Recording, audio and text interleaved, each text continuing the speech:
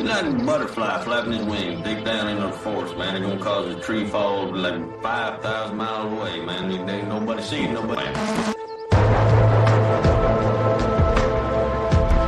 Man, see, like, you don't even know, man. It's like you're born into this world, man. And you got like the dust of the wind, man. Or like the dang old candle, man. It don't matter, man. It's like these old things.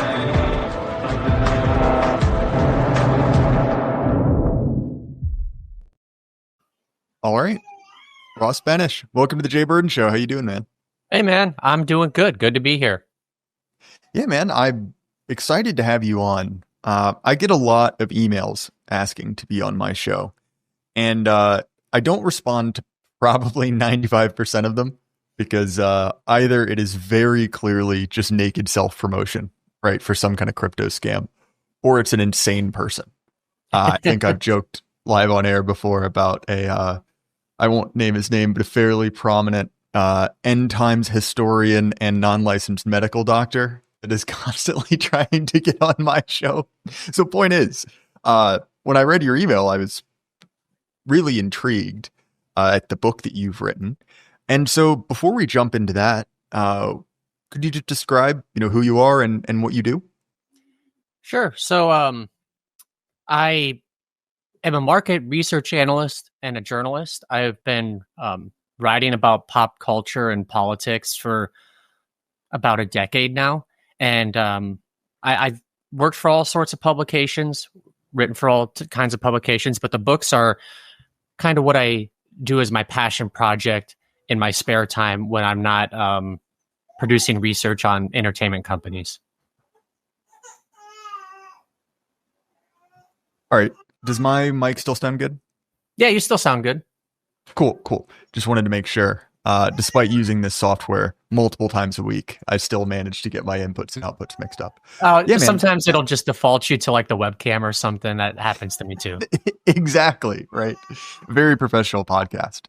But yeah, so in your book, the short kind of blurb you sent me was basically tracking how certain aspects of pop culture sort of predicted current features in American politics and culture.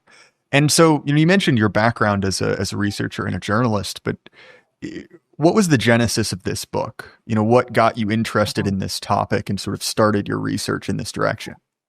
Well, like the things that I cover in the book, and there's 6 main things. It's reality TV and talk shows from the 90s, pro wrestling, Beanie Babies, porn, video games, and the Insane Clown Posse. Those are all things that I was quite familiar with already. Most of these things I was fans of as a kid. So like I had a self-interest coming in. I've written other books, like one on Nebraska politics, where I didn't have like a ton of self-interest. I just felt it was an important thing to do. This is different, that I'm kind of pursuing one of my hobbies. But what spawned me to like write a full-length book on trashy entertainment from the late 90s was just seeing like inklings of this stuff in today's culture. Like seeing, people fight online like they're on the Jerry Springer show in the 90s, or seeing like, collectible things rise and get all this value and then implode like NFTs did. Reminded me a lot of Beanie Babies. There's some stuff about Trump in the book, but it's not a Trump book whatsoever. There's probably a few paragraphs per chapter. I would have written this even if he had lost re-election. But he does bring to mind some of these things, particularly the reality TV and pro wrestling. Like when I would see Trump kind of styling a campaign like a pro wrestling promo, that harkened back to all the wrestling I watched in the 90s. And enough of those things happened that I decided to like organize a book around it and really dive in. Yeah, I mean, I wasn't ever a big, wrestling kid, but I was aware of it. And, there are a couple kind of iconic moments, which are basically wrestling promos. Like probably the easiest example to hand is, Hulk Hogan at the RNC. Oh, right? yeah. Where like basically in a slightly different venue, not even literally a different venue, in a different style of event, right? That is just a wrestling promo. right? Talking about, Trumpomania and all that. I mean, he cut it exactly like a wrestling promo. Oh, 100%. Which yeah. is why it was effective.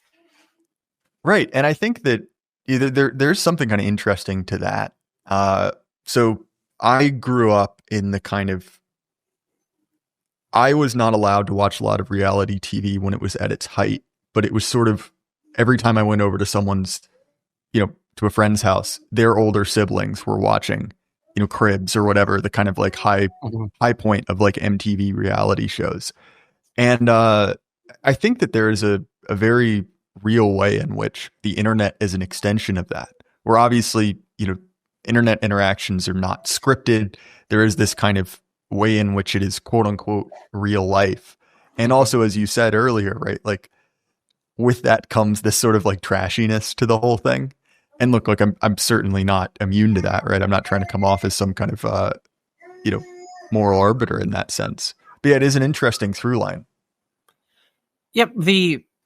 Something that they have in common with reality TV and a lot of the stuff the influencers do is it's everyday people reacting to situations, and often like kind of cheap production values that has the look of reality TV. Now, it's much different than when you're watching a scripted drama and they put $100 million into the season of the show and it looks really like slick and sheen and well produced.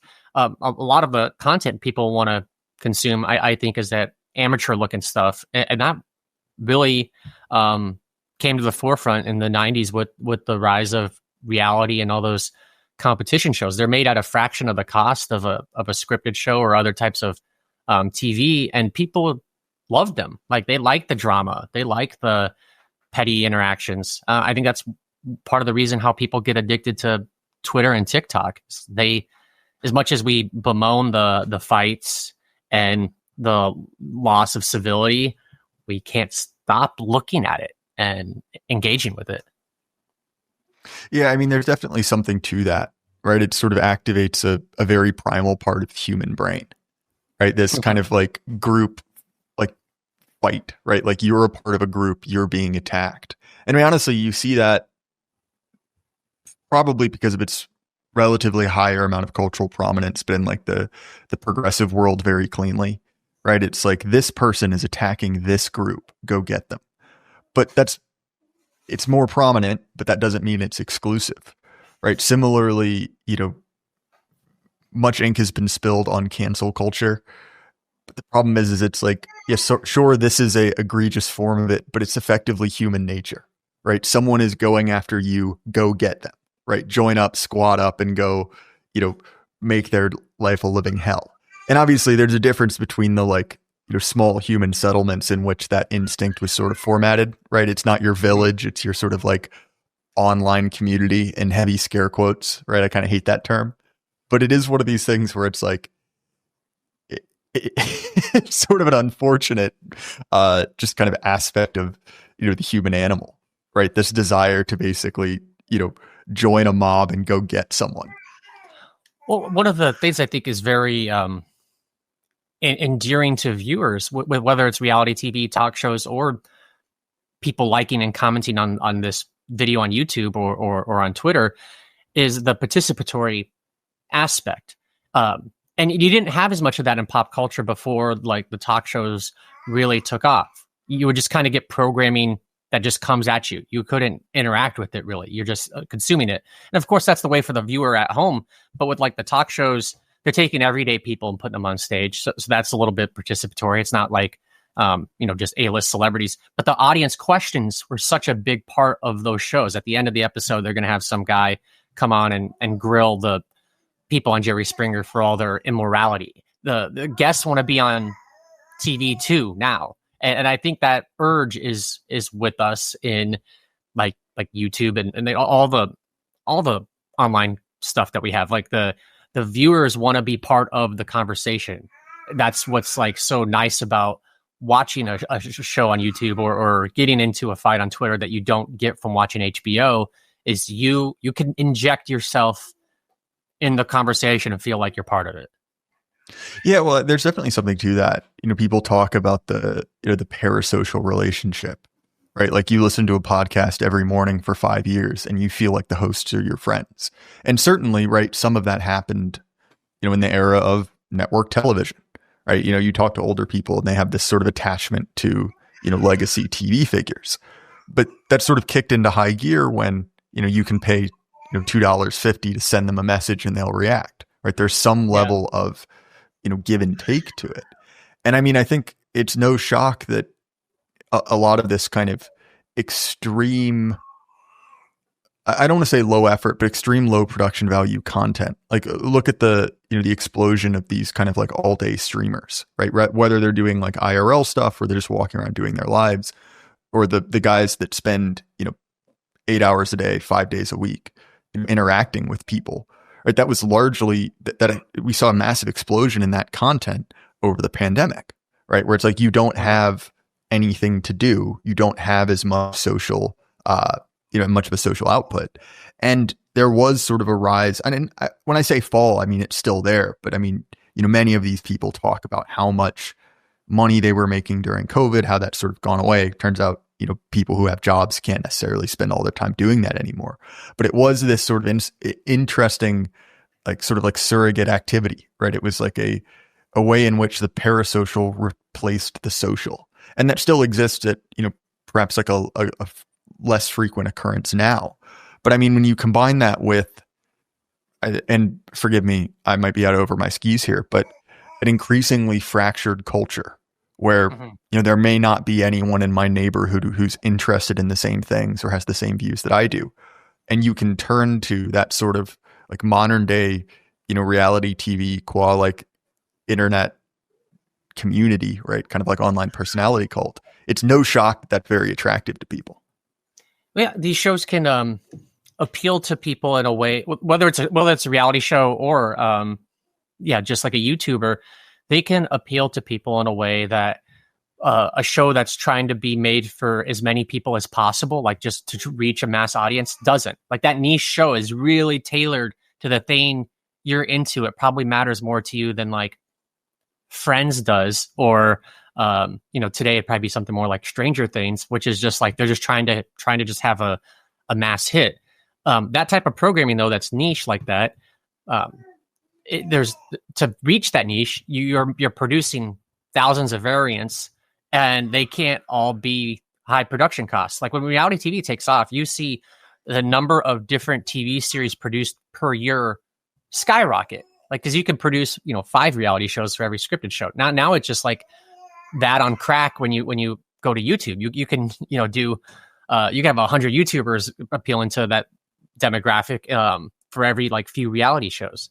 So I think as you get lower production values and the content gets cheaper to produce, you can actually hit niches harder now. Like you start to go away from monoculture and into very specific types of programming that really connect with people. But the flip side is it's hard to find someone who's into that sometimes. Even if it seems really popular with who you're interacting with online, there's probably no one in your neighborhood who like knows what the hell you're talking about if you bring it up. Yeah, 100%. And I'm late Generation Z, but I was talking to a sadly deceased friend of the channel, business owner, and he was talking about what it was like interacting with people. He described them as kind of digital natives, right? People who grew up in the era of the algorithm. And he said it's very different than, and I believe he was, mid Gen X, right? So in his late 50s. And he was talking about, the difference between, new hires when he was coming up and now the people he is hiring. And he was saying that one of the things that he noticed was, I feel as if a lot of my new hires have very little general cultural knowledge, right? They aren't necessarily particularly knowledgeable about, sports or the most popular television shows in a way that a teenager or someone in their 20s would have been 30 years ago. But there's one or two specific topics where they're incredibly knowledgeable, right? They've drilled down into very specific subcultures. And I thought that was an interesting anecdote, right? It sort of matches with my experience. And I think that point that you're talking about both the production value going down, whereas, the production value for a YouTube channel, as you're seeing now is effectively a $35 Amazon webcam and a microphone, right? It's not particularly dramatic. Enables like this proliferation of extreme subculture. And again, right, sort of detached from anything physical. Whereas, when you had 3 television networks, right, all the 3-letter networks, and then things that actually happened where you lived, right, that created a more homogenous culture simply because there was less to do, right? There were still buckets, right? There were still subcultures, but much less finely divided. Yes, exactly. Yeah. Instead of actually, that's another point as well, right? The difference between seeking something out and having a machine learned algorithm feed you things you might be interested. But I'll throw it back to you, Ross. Well, that's a very interesting anecdote that guy observed. It would make sense with how programming tastes have changed. I guess I haven't noticed that as much, but I'm kind of right in the middle of so I'm a millennial, so I bridged the thing that he's talking about between Gen Z and what he grew up with as a Gen Xer. But with the decline of monoculture, I think you really see the last fragments of that with sports, like the NFL in particular. Not all sports, the NBA and MLB and others are less popular than they used to be. But I feel like the NFL is like the last thing that you could probably connect with someone who doesn't have any of your other shared interests. But they are struggling with Gen Z, so maybe we're like in the last hurrah of that, and that will become fragmented next. I'm not sure. Yeah, well, I think with sports are sort of an interesting example. I'm not a huge sports fan. Just the old joke is right. You're either into to sports or cars. You can pick one. But the good friend of mine who I lived with for several years, he was like very knowledgeable statistically, like really into the weeds. And it was interesting talking to him because one of the things he talked about was the way in which market forces had affected particularly college sports, right? Because this was kind of during the crossover where, college athletes, I think it's name, image, like this, NIL, right? Yep. Their ability to monetize themselves had come in. And he was describing the changeover from a previous era of college sports where it was very much, if you are at, the University of Texas, your recruits are from Texas, right? There's kind of a strong local culture to it. And then in the explosion of both, scholarships, right? And the kind of like cheating rings that went along that, where kids are not getting paid, but they're basically getting paid and scouted from the nation, completely. But also, right, the NIL stuff where there's now a financial incentive. And he was basically talking about the way in which a localized product had become effectively like the junior league of the NFL, right? A national sports product for a mass market. And he was saying, he's like, yeah, it's sort of his analysis, not mine. This is sort of like, dumping gasoline on a campfire, right? There's this huge flare up, right? There's a lot of money to be made, but ultimately it's attacking the sort of culture that made college sports special.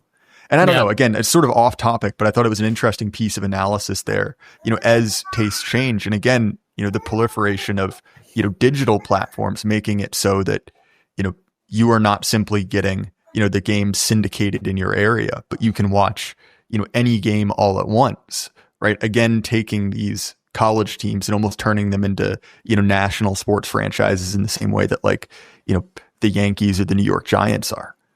Yeah. I mean, regionalism, what is a big appeal to college football? Like it's a big part of the history.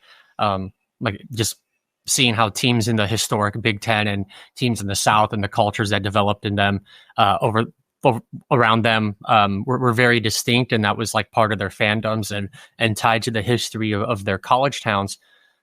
That is chipping away, and college football is much different now. Like I've watched a lot of college football in my life. I probably watch it more than any other sport, definitely more than any other sport, honestly. it's much different now than it was in 2005 even. But it's hard to continue on the path they were on when so much money was coming in anyways. Even if you didn't change NIL, like ESPN is still going to pay exorbitant fees to have the rights to broadcast these conferences. So those schools and those conferences are still going to get that TV money, whether or not you're distributing it to the players. And you're in a weird situation like 10 years ago or so, where there was a UCF Central Florida kicker who was ruled ineligible because he was making money on his YouTube channel. He was like a early adopter of being an influencer, but he also happened to be a great athlete, obviously. And the NCAA said, like, well, you can't make money off this. He wasn't getting paid by the school. Donors weren't paying him. He wasn't able to do ads on TV for like Nike or Wendy's, like you see athletes now. He was simply going on his own and creating something online. And they said, well, you can't do both. We have to uphold amateurism. But like, while they were saying that, the payout to a school for appearing in like a New Year's Six bowl, like a Cotton Bowl or Fiesta Bowl or something, was probably like $7 million a team. So the system had to change eventually because the money just kept growing, because it's one of the few things people will watch live. And the TV networks were in a weird position where they're holding on to something that's described as amateurism. It's like the most valuable thing they have outside the NFL, because live sports is what's holding the old school TV networks together, and college football gets better ratings than everything else except for the NFL. So something had to give, but we're in a weird situation now where the rules are being changed all the time. Trump just had the executive order on NIL. I'm not sure even what it entirely means or how it's going to be enforceable. I don't know how you're going to block third parties from giving money to these kids if they want to. It's a can of worms that this time right now is like probably the most turbulent in my lifetime for college sports, because they're trying to become professionalized, and like there's no salary cap. Like they have like a thing that they give to the schools, a limit from the House settlement, but you can go over that pretty easily in creative ways. Like you can transfer anytime you want. Like the NFL doesn't just let every player leave every single year if they want to. Like Tom Brady couldn't have played for 4 teams in 4 years if he wanted to, but it's what's happening now. It's a fascinating experiment in free market capitalism after having been treated like a cartel for so long. Yeah, definitely. So in the blurb you sent me, and I'm going to move on from this topic, not because I'll spend the whole hour talking about it. But also, I have reached a sports podcast. I have also reached the limit of my intelligent points to make about college sports, and it's probably better if we move to something I can actually have a decent amount of backing when I just throw out wild statements. But you mentioned the sort of moral panic around doom, right? And someone on the internet, that event and kind of others after it sort of lived large, well after the actual kind of like cultural uproar had died down. So do you want to describe, the reaction to doom and why you think that is sort of a relevant cultural touchstone now? Yeah. So in 1999, after the Columbine shooting, there was a search for answers on what led these kids, white suburban kids, to shoot up their school and murder their classmates. And it often came back to pop culture. All this pop culture from the era was blamed, like their psychotic tendencies and their psychological issues, and just a lot of the extremism these kids had displayed was kind of explained away, especially in the press, by, well, we're going to say they like Marilyn Manson. The Basketball Diaries has violent scenes that's targeted at teens. But the one that took the most heat was Doom. It was a video game that actually came out 6 years before Columbine, but it was one that the killers loved playing. And it's a first-person shooter game. You're fighting demons from hell, basically. You're a Marine fighting demons from hell. It's, you're shooting up all this stuff. It's a very violent game. But the New York Times and all these other publications like use that as a way to come after the video game industry at large. So you have all these scathing editorials, you have all this stuff on TV, you even have academic articles rising. Like there's a 500% increase in the number of academic studies set up to tie aggression to playing video games. So everyone's coming after video games with calls to legislate them and restrict them. And it was a lot of the repeat of what you had seen with previous pop culture, with like suicides being blamed on heavy metal in the 80s, social delinquency of teens being blamed on comic books in the 1950s. There were congressional hearings on comic books in the 1950s, where even stuff like Superman was portrayed as being too extreme for children. And there was actual regulation put on the comic industry. In certain states, you couldn't use particular words or images on the cover or title of your comic books following this outcry. So anyways, video games were culturally condemned in the 90s, particularly ones like Doom that were shooting games. And then it became something that every time there was a mass shooter, the question would be, did they play video games? You would often see like, this mass shooter played this video game. This video game is bad. And, that narrative has died down a little bit, because eventually, research starts to show, well, this doesn't hold up across countries. All these other countries have these games. They don't have this, shooting problem that America has. There's something else going on. When a violent video game comes out, makes a bestseller list, you don't see a corresponding rise of real world violence. A lot of this stuff is a little bit of a misnomer, but that narrative lingered, even though, shooters tend to be young men. Young men tend to be the most avid gamers. They're kind of predisposed to be gamers to begin with. It eventually died down, though, because it's replaced by a new thing to blame. And that's why, like, cultural critics stopped picking on heavy metal so much, or why they switched from comic books. They didn't stop condemning pop culture. They just went to a new thing. They went to TV or movies or whatever the new thing was at the time. So now I think video games, every once in a while, you'll see them blamed for a shooting, but not like you did in the 90s and early 2000s. And the new thing is like, what are these kids doing online on their screens? Like, we got to ban TikTok. So that's why I find it relevant, is when we try to censor like a new form of media. Right now it's social media. It just harkens back to what these other things had gone through. And for the 90s, especially the late 90s, it was violent video games that went through this. Yeah, it is sort of an interesting, sort of like a scapegoat, in the sense that, and you could look at this as either sort of a human tendency in kind of a broader sense, or like a specific tendency in American politics, which is the desire to substitute something cheap and easy to ban, right? Or something that's sort of an easy whipping boy over a more uncomfortable conversation. So, for instance, in modern politics, you see this in the UK, right, with their explosion of knife crime, and so they've enacted fairly draconian laws banning knives, down to the point where you have guys facing criminal charges for carrying an unlicensed potato peeler. Slight exaggeration, but look it up, you'll find it.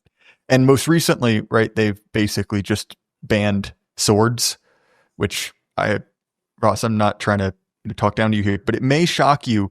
Very few of these knife crimes are being committed with ancient Norman swords. It's somewhat of a different different MO. Like a hard thing to just lug around. Like, you got to carry that all day. That's heavy. I will also say, not a police officer, have never been one, but if you came to the scene of some disagreement and someone had, beheaded someone with a medieval sword, I feel like at that point it's like, well, yes, it's wrong. Also, it's kind of cool. We'll let you go.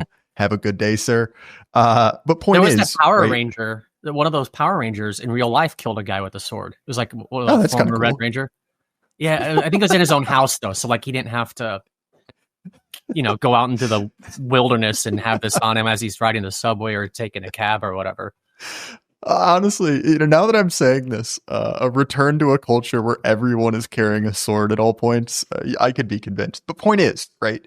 There's this desire. Creed? Anyways, I didn't mean. Yeah.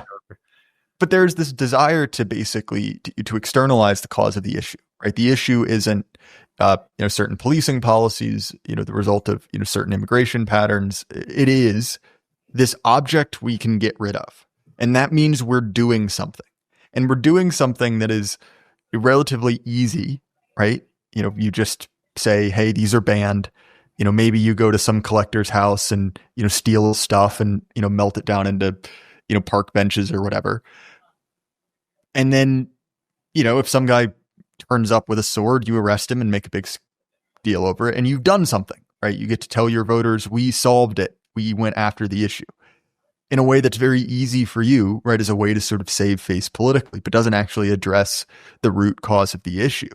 To your point about video games, this has happened a number of times, right? There was sort of a round of it in the mid 2000s, when the most recent GTA game came out, right? It was blamed for a number of prominent crimes. And I do think it's sort of an interesting, I guess, kind of repeat pattern in our politics, right? This desire to sort of, find an easily banned scapegoat. One of the other things you mentioned, because we've already touched the kind of reality TV and the video game angle, was the sort of like connection between, which I'll be honest, I have not read your book, and this part really really intrigued me, was a connection between the Insane Clown Posse and religious discourse. And I have a feeling you probably knew what you were doing when you wrote that sentence, but I really want to hear you explain that. Okay. Well, so ICP just does such a great job of projecting an outsider status. Like it's us versus the world. Like one of the most popular songs is the actual title is "Fuck the World," and they have many more like that. And it's like the outside is trying to get you. You're safe inside with us juggalos. The broader culture doesn't understand you, but like come inside where it's warm and you have community and camaraderie with us. And that's an effective way to like really get people on board with your message in an intense way. They proselytize. They're not selling like a particular ideology. I'm not trying to say that they're like crazy religious charlatans or anything. I don't think a lot of this is even like. So what you're saying is we don't have to worry about the Juggalo party sweeping all 50 states in 2028. They endorsed Harris, and that endorsement, clearly didn't flip the election in any swing states. But anyways, with ICP, yeah, I don't think they're pushing any theology or any sort of like cult or anything like that. It's just the way they've gone about branding themselves and the message they put out. It's brought together self-perceived outsiders in an intense way. Like they have like a religious belonging. Their fandom almost has a religious fervor to it. And I'm biased. I like the Insane Clown Posse. I've been a fan since I was a young kid. I've been to a few shows. I don't have like any Hatchet Man face tattoos or any merch like that, but I'm in the most part down with the clowns. So I am coming from a perspective of someone who is cool with this. A lot of people condemn them and hate them and would have a much different perception. But like, you won't find any other band that has been as like marginal as them. They don't have mass appeal. It's a acquired taste to be into Insane Clown Posse, who has had like as much financial success for as long of a period as they've had, and they've done it almost entirely independent. They have their own label. They're doing all this however they want it. Their fans don't even have to pay attention to like when they have a new album out, because they're not just following top 40 trends.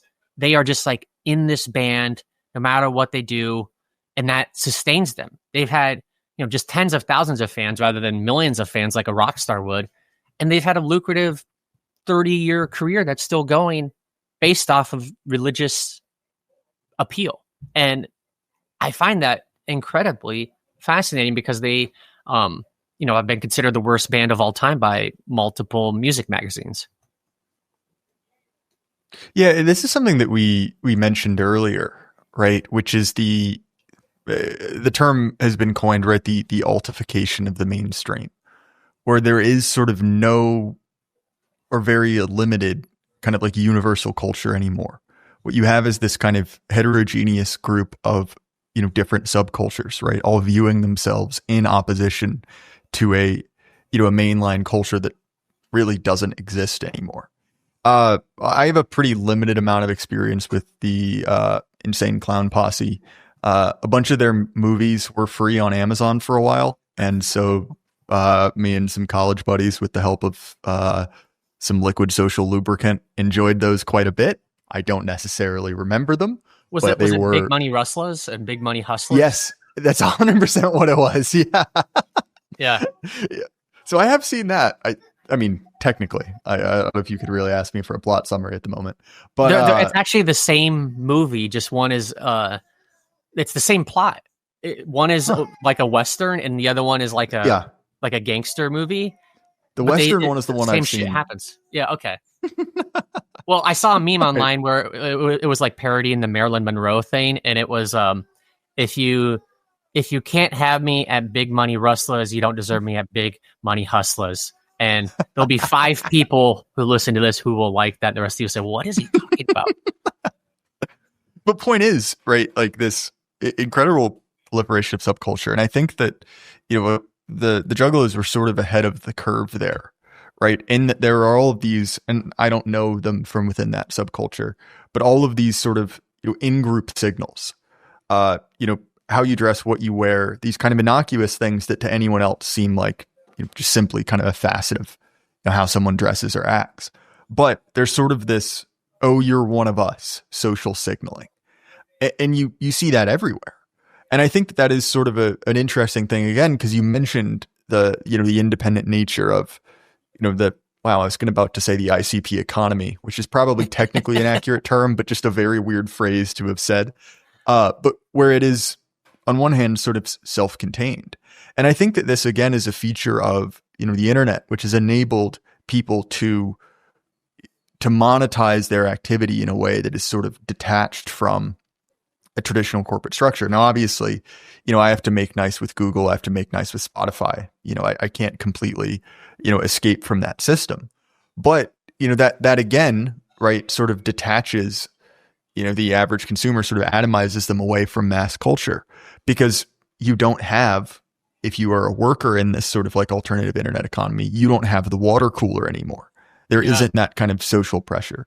But also on the other end, right, you can have a whole constellation of businesses you interact with that are all part of, the same subculture together, and so you sort of can create, to kind of take a Hoppian angle, you can create almost like a digital covenant community where everyone is kind of, on board with the same kind of microculture there, which I think is an interesting thing.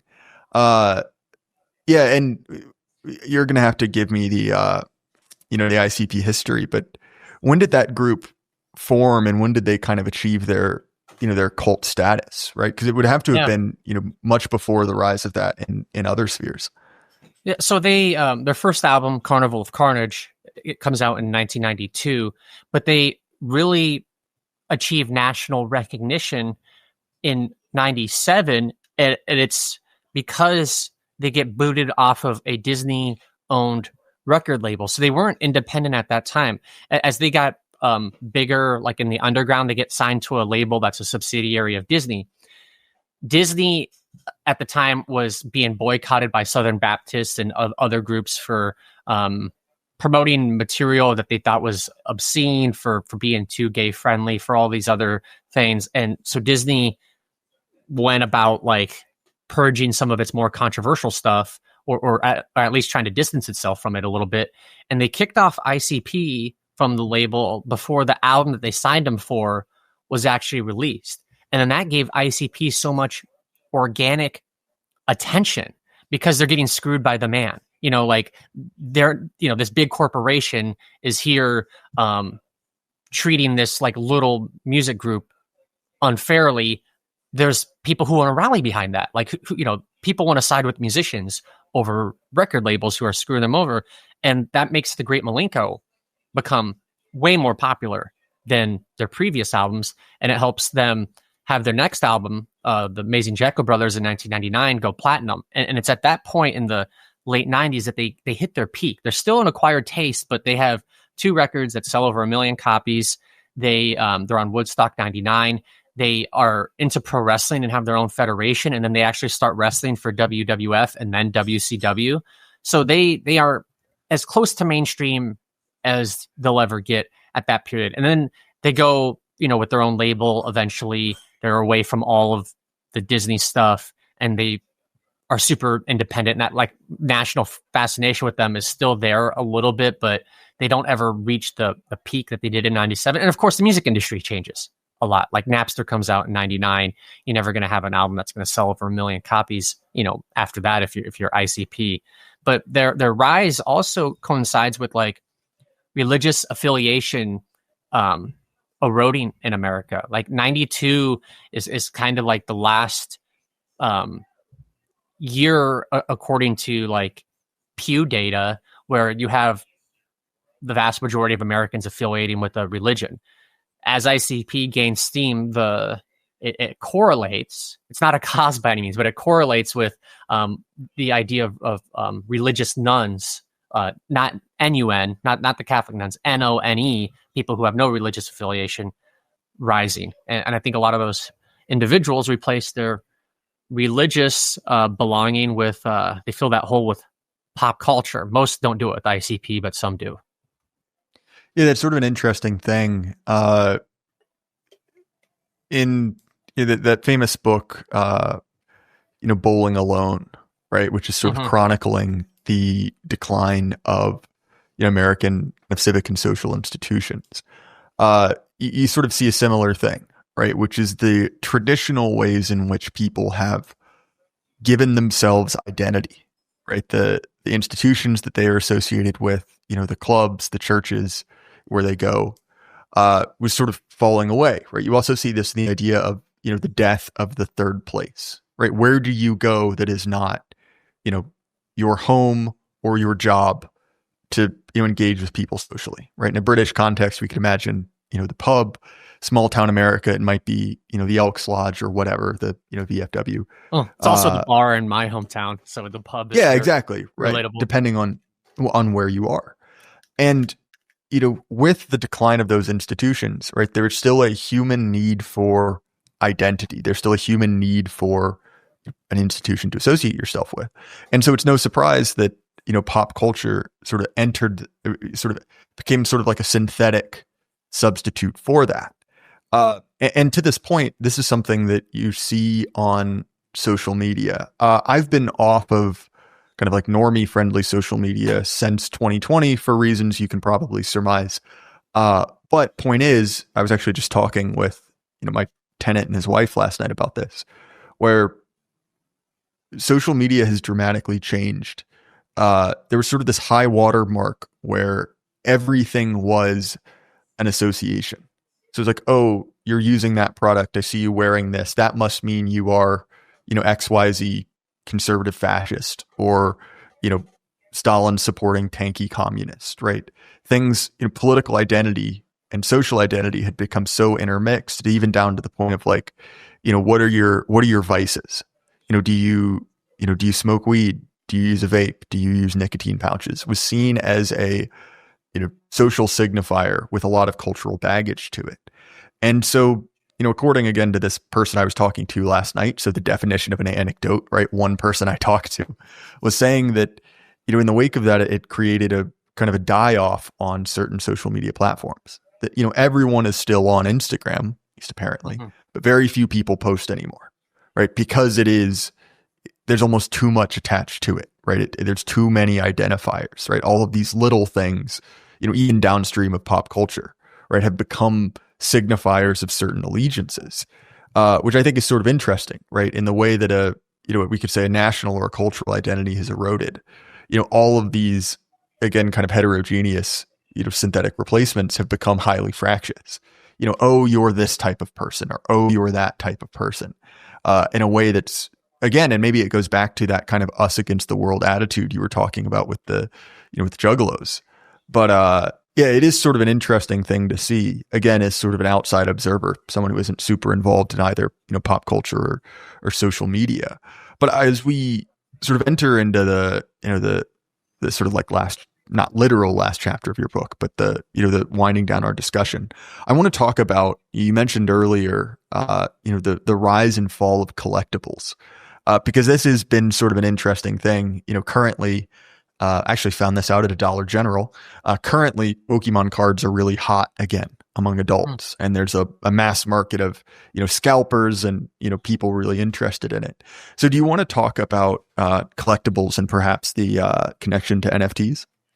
Yeah, well, and I just want to make a comment on the Pokemon cards. Everything that was hot during the 90s comes back again and never truly dies. It's like an X-Files character. They can't actually die.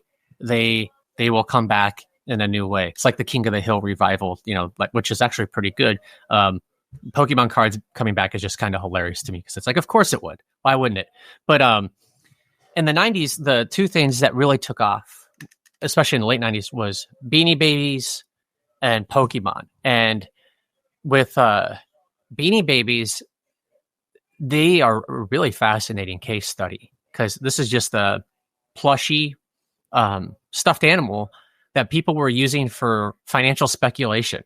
Like the resale market on Beanie Babies was so crazy that it was over a tenth of eBay's revenue when eBay went public in 1998. And there were crimes committed over them. Like people were robbing stores for them. There was a murder over them. There was Beanie Baby fraud, people creating fake ones and trying to pass it off. And this mania was tied to the internet. Because even though it's a very analog toy, the fandom that developed around like collecting these things and reselling them at an inflated price happened online. There are price guides that would predict what the price of a certain Beanie Baby would become in time, and they all were up and to the right on a chart. It was like all these things are going to skyrocket in price. You need to buy a bunch now and keep them in a safe and give them some TLC and they're going to be worth tens of thousands of dollars in the future. And so many people believe that was true.